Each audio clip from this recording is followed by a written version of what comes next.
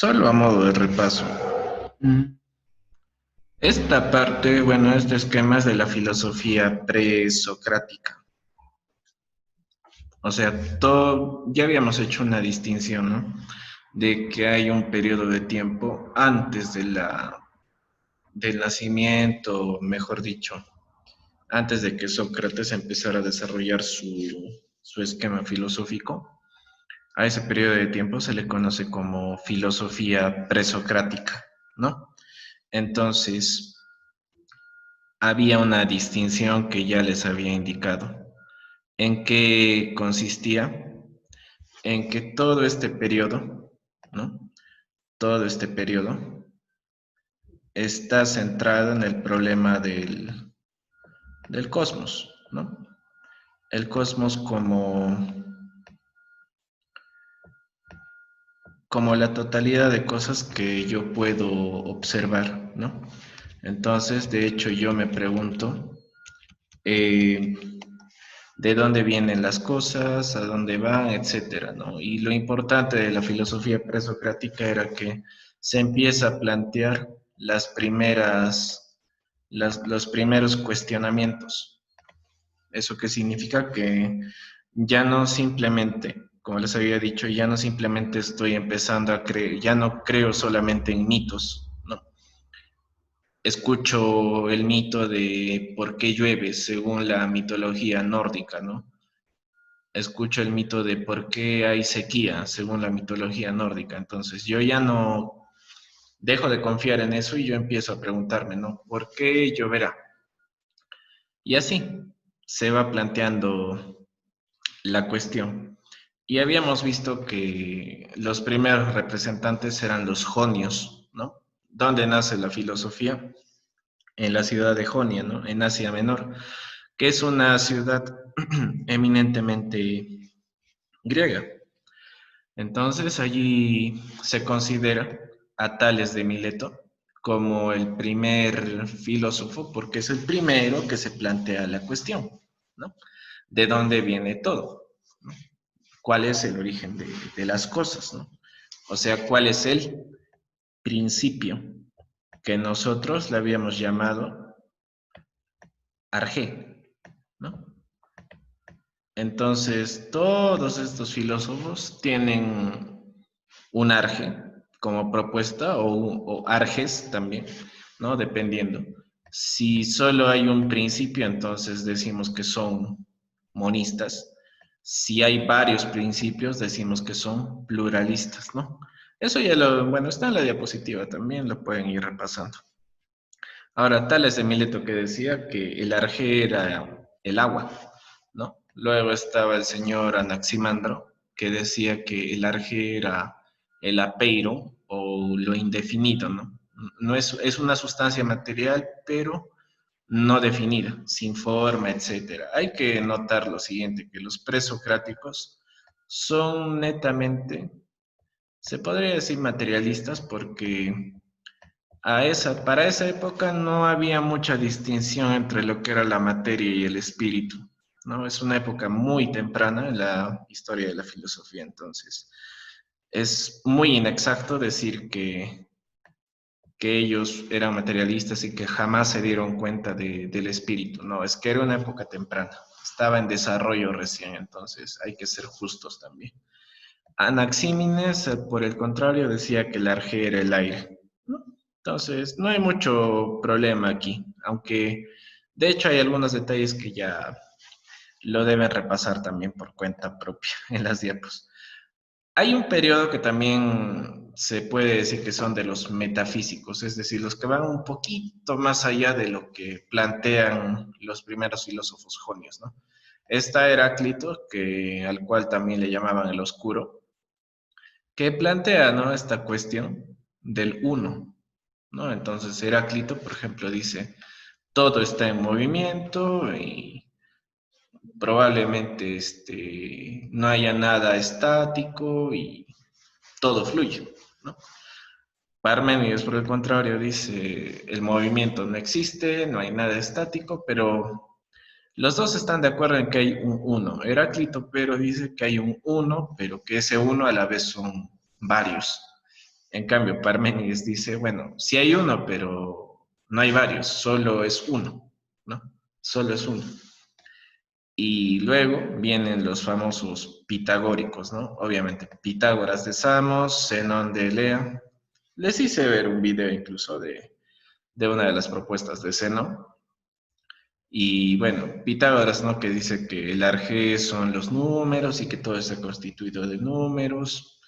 Y aquí nace una, bueno, entre este periodo y este periodo pues aparece una doctrina un poco extraña de la transmigración de las almas, ¿no? O sea, de esa posibilidad de que el alma pueda ir de un ser, una vez que este ser muere, hacia otro ser, y así el alma sería algo inmortal. Ojo, son materialistas, entonces para ellos el alma no es espiritual, es material, aunque ellos le digan espiritual en algunos de sus tratados, no, sigue siendo material, ¿no? A los pitagóricos, pues, le siguen los atomistas, ¿no? Aparece la figura del Leucipo.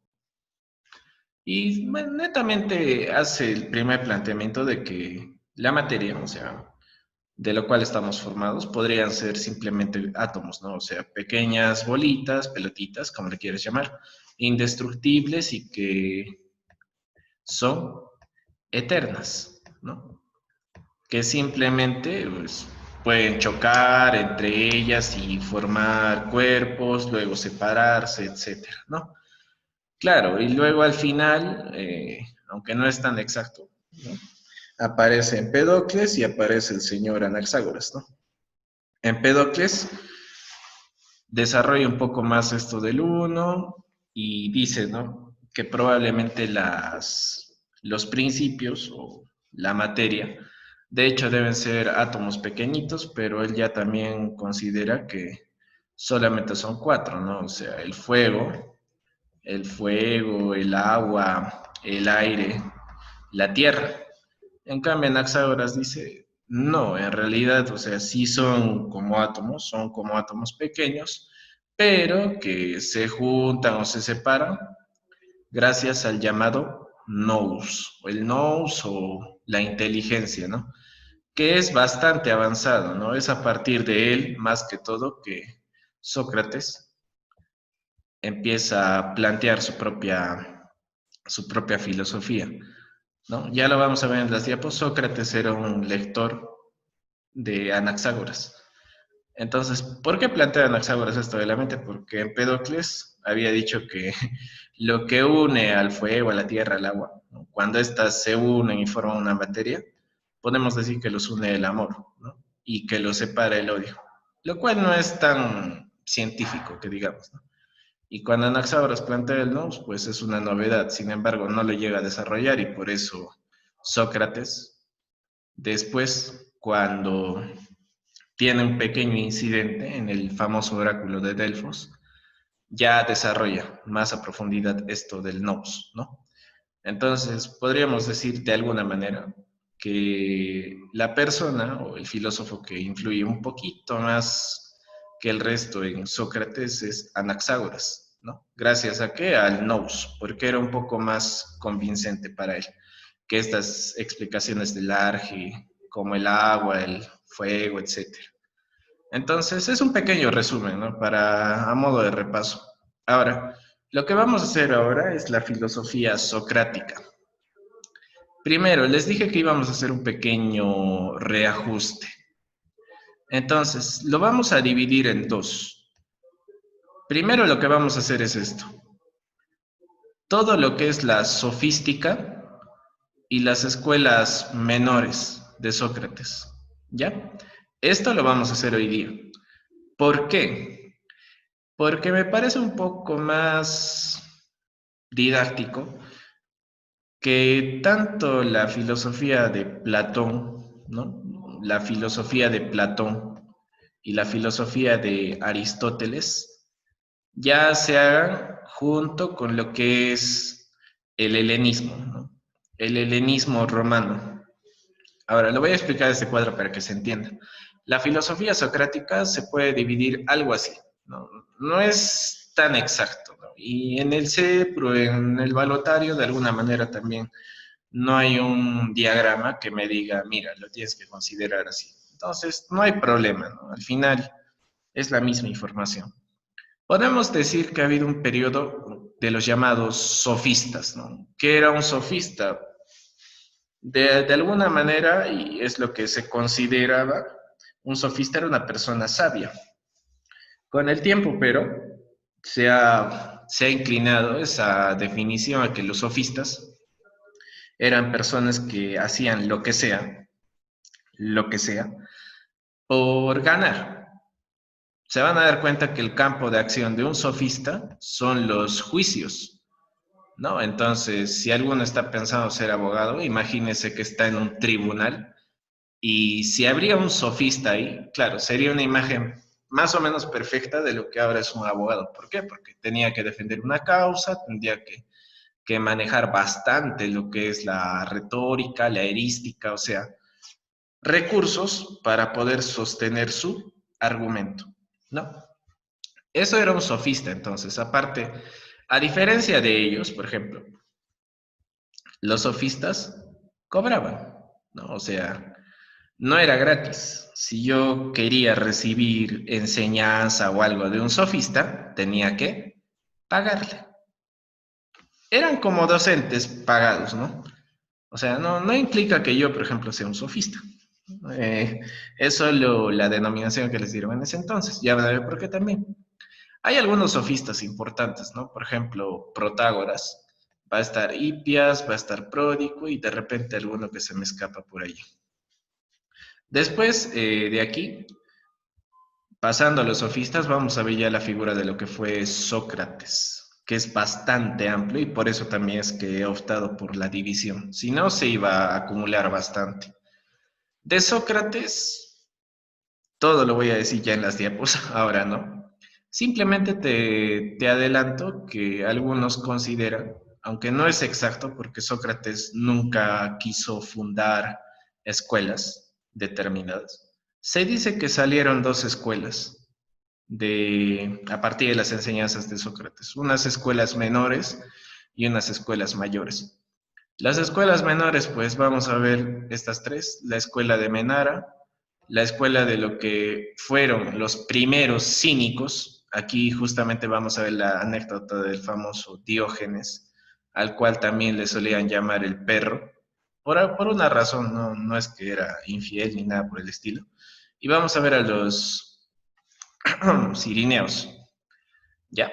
Aquí van a ver a Arístides y los primeros acercamientos a lo que sería después el hedonismo, de alguna manera. En las escuelas mayores, que ya lo dejo para la siguiente, vamos a ver lo que fue Platón, que es el primero que ya te plantea lo que es el mundo de las ideas a través de los mitos de la caverna y del carro alado. Y vamos a ver lo que fue ya Aristóteles, ¿no? Un dominio preeminentemente de la razón y que aparte ya Aristóteles introduce lo que es la lógica, que no ha variado, por cierto. O sea, si tú deseas, y no solo deseas, vas a estudiar lógica, en lo que sería ya el tercer trimestre, la fuente no ha cambiado. El libro que hace Aristóteles sobre la lógica es la base. Tiene ligeras modificaciones, pero sigue siendo el libro base. O sea, date cuenta que la lógica de Aristóteles hasta ahora se puede aplicar. Entonces, creo que aquí no hay dificultad. Después, históricamente hablando, cuando acaba esta época de Platón y Aristóteles, se da, por así decirlo, y ustedes lo manejan mejor por historia, a Grecia pues le suceden dos invasiones, conquistas, una a partir de lo que sería los macedonios, ¿no? O sea, todo lo que sería Alejandro Magno, y otra a partir del surgimiento del Imperio Romano, ¿no? Por eso esa filosofía griega, porque hasta acá, ¿no? Hasta Platón, Aristóteles, es una filosofía griega, netamente griega, junto con ellos, empieza a tomar matices romanos. Entonces ya es una filosofía griega, pero romanizada, si lo quieres decir. Y por otro lado, también esa filosofía griega se vuelve alejandrina, ¿no? Tiene influencias de lo que fue la cultura romana y la cultura macedonia. En el helenismo que vamos a ver después, se toma en cuenta sobre todo las ideas de Platón, las ideas de Aristóteles, y hay una conjunción acá. Se ve lo que es Séneca, se ve al emperador Marco Aurelio, podemos ver también a Cicero, y en cuanto a los alejandrinos vemos a Plotino. ¿Por qué es importante Plotino? Porque es como el punto de quiebre, el límite entre lo que es ya la filosofía antigua y la filosofía medieval. Después de Plotino viene ya la filosofía medieval. Entonces, Plotino es el último representante de todo este periodo antiguo. Luego ya, pues viene el periodo cristiano, por así decirlo, ¿no? La figura de San Agustín, de los apologistas, y bueno, posteriormente ya Santo Tomás, etcétera.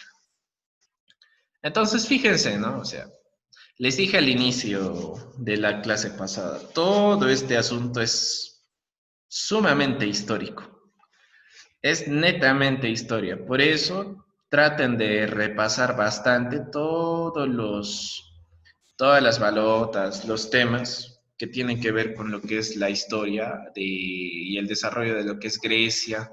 De repente pueden revisar también, ¿no? Cómo han sido las campañas de Alejandro Magno, etcétera. Y no estaría mal que también revisen un poco cómo es la cronología de lo que es el Imperio Romano. ¿Para qué? Para que se ubiquen en el tiempo también. Ya, entonces eso a modo de resumen.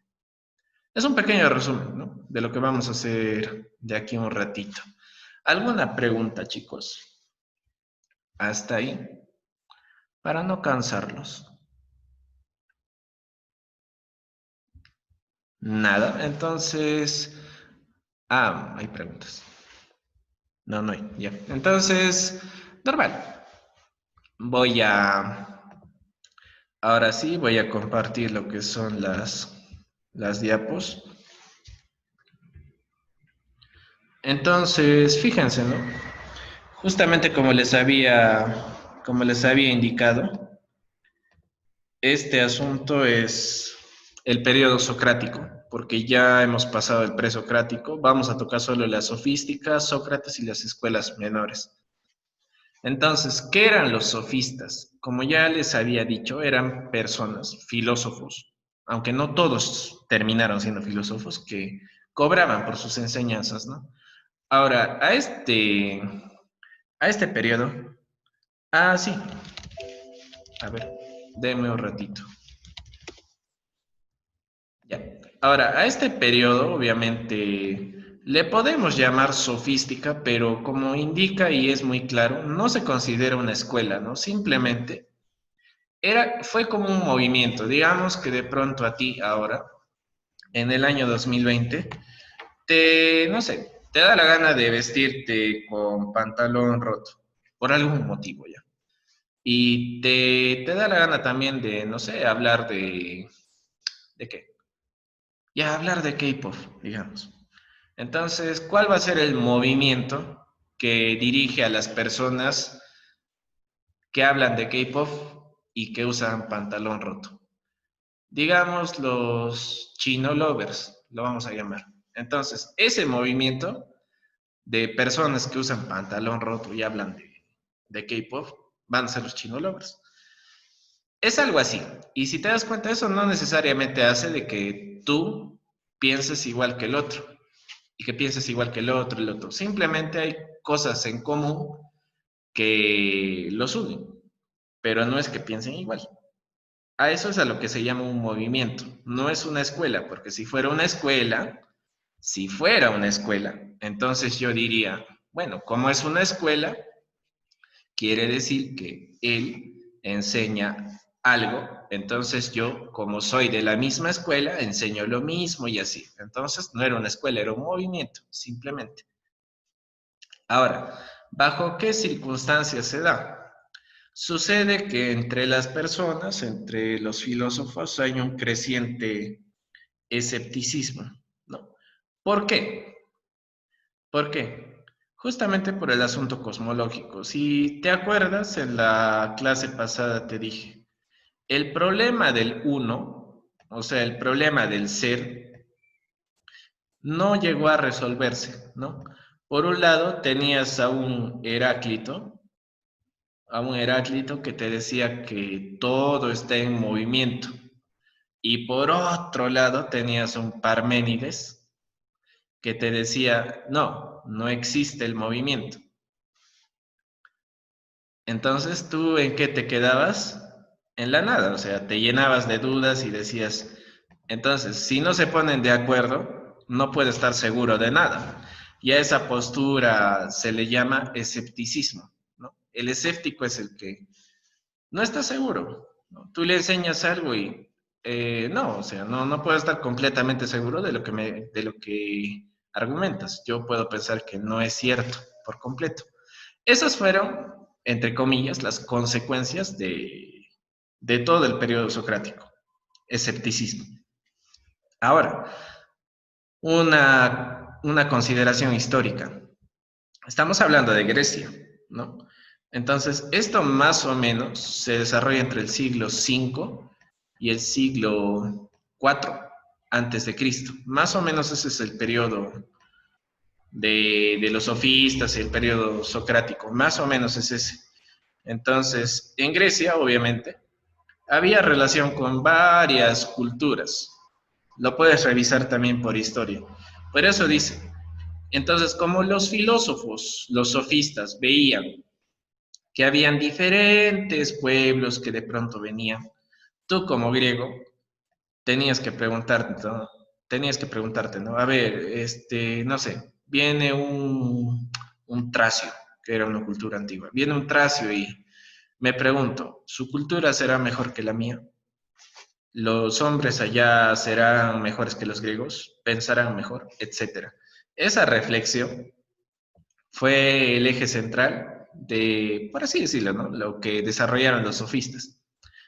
Por eso le llaman el fenómeno de la civilización en la cultura, ¿no? Eso es lo que veían en el día a día y es en lo que obviamente iban a reflexionar. Ahora, ¿qué características tenían? El objeto de estudio, el objeto de reflexión filosófica era el hombre. El hombre, entonces ya cambia. Ya no es cosmológico, ya es antropocéntrico, ¿no? ¿Te acuerdas que te dije, ¿no? El periodo presocrático, ¿en qué se centra? En el cosmos. El periodo socrático, ¿en qué se centra? En el hombre. Entonces aquí la filosofía ya reflexiona sobre todos los aspectos del hombre. Por eso dice, el hombre, su civilización, las costumbres, ¿no? De alguna manera, en general, lo podría llamar también microcosmos. Ahora, hay una frase de Sófocles, perdón, que agrupa mejor lo que estamos hablando, ¿no? Dice, muchos son los misterios que hay en el universo, pero no hay mayor misterio que el hombre, ¿no? Entonces, eso que te indica que ahora la reflexión está en analizar justamente el misterio del hombre. Eso es lo que interesa ahora, ya no el universo. ¿Por qué? Porque todo el mundo se ha vuelto escéptico respecto a esa cuestión. Los sofistas, aparte, eran bastante enciclopedistas. ¿Eso qué significa? ¿Qué hace un enciclopedista? Agarra libros, se puede informar, etcétera, se llena de información, ¿no? Con esa información, ¿qué hace? Saca conclusiones. Entonces, ese método podríamos llamarlo empírico deductivo, ¿no? De la experiencia y partir de lo general hacia lo particular. Eran netamente enciclopedistas, entonces, los sofistas. Gente bastante leída. Gente que, sí, era sabia, tenía bastante sabiduría, ¿no? Ponían mayor énfasis en lo práctico y se dedicaban a instruir a la población. A ellos como que no les interesa tanto el asunto de cómo lo vas a aplicar a tu vida. No, o sea, no me refiero a que ellos no manifestaban contenido teórico. Más bien lo que pasa es que un sofista venía hacia ti y te explicaba, te hablaba de los conocimientos que él tenía, pero no te indicaba o no era su preocupación decirte cómo debías vivir. No le interesaba mucho cómo lo ibas a poner en práctica, ¿no? Lo único que le interesaba que era, por así decirlo, instruir a la población, ¿no? Obviamente, ¿por qué? Porque cobraban, ¿no? Acá se puede ver, no es exacto, ¿no? Incluso creo que este es el episodio donde San Pablo aparece en el Ágora, pero podríamos decir que era algo así, ¿no? Hagan de cuenta que él es un sofista. Entonces, iba a una plaza de pueblo y tenía un cierto público que lo escuchaba y así, instruía. Más o menos era algo así. Ahora, ¿cómo era el perfil de un sofista? Sofista, pues si le buscas la definición, significa sabio o maestro de sabiduría. Brindaba una educación de tipo teórica, pero que no le interesaba que la persona lo pusiera en práctica. Simplemente era una transmisión de datos, de información. Se dice que eran profesores itinerantes. ¿Eso qué significa? Que iban de ciudad en ciudad, de localidad en localidad, ¿no? Itinerantes, o sea, de un lado a otro. Dice que tenía un programa de enseñanza variado. Lo que les dije, ¿no? Hace un rato. Resaltaba más o menos la retórica que es, por así decirlo, el arte de hablar, y la erística que es aquel arte, lo voy a llamar arte también, de sostener una disputa. Es decir, sé hablar, sí, pero no es suficiente, porque si yo hablo con alguien o intento probar un punto, un argumento, también necesito métodos, herramientas para poder sostener ese diálogo, ¿no? Es importante, ojo, podríamos decir que los buenos políticos, los que son ya bien hábiles en esto del debate, tienen parte de la erística porque saben sobrellevar un diálogo, ¿no? Entonces, lo que importaba era saber exponer y convencer. ¿Dónde se hacían los juicios públicos? En lo que llamamos el ágora. Ahorita les muestro una foto del ágora, ¿no? Ojo, los sofistas sobre todo se centraron en esto de los juicios públicos. A la gente no se les juzgaba pues en un tribunal o algo por el estilo. Era más que todo en una plaza, ¿no? Frente a todas las personas, allí se hacían los juicios. Por eso era importante esto de la retórica y la erística también.